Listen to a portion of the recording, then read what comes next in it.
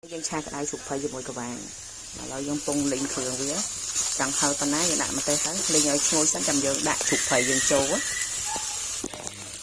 គ្រឿងយើងឈ្ងុយហើយឥឡូវយើងដាក់ជុកភ័យយើងចូលទៅយើងឆាវាឲ្យសព្វសិនយើងឆ្អិន20-30% ចឹងទៅចាំយើងដាក់វៃគ្រឿង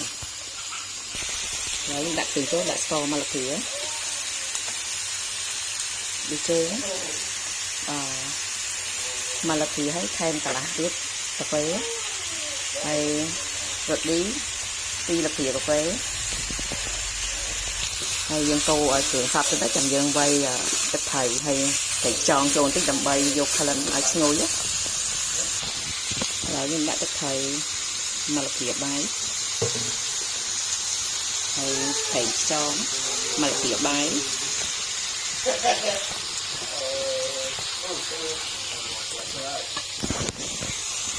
ខ្ញុំដាក់ទឹកល្ងាស់វាបន្តិចប្រហែលជា7 កន្លះកែវព្រោះវារៀងស្វិតរបស់យើងផុយបន្ទាប់ពីល្ងាស់បានប្រហែលជា10 នាទីឥឡូវយើងចាក់ក្បាលចូលទៅក្បាលរបស់យើងឆាវាមកត្រឡប់ទៅមកត្រឡប់ហ្នឹងរៀងមុំដែរ 2-3 នាទីហើយរៀងទន់បន្តិចអញ្ចឹងណារបស់យើងប៉ុណ្ណឹងមុំហីយើងអាចលើកដាក់ចានបានទេបងព្រោះមកស្ងាត់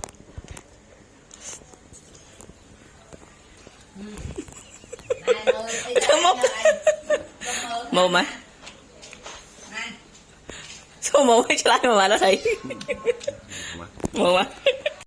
ក៏ភ្លក់ដែរឆាច់ជ្រូកយើងល្មមអត់ស្វិតពេកអត់ផុយពេកប៉ុណ្ណឹងហ្មងឆ្ងាញ់ទទួលយកបានដាក់ត្រជាក់ទៀតមកអែមហ្មង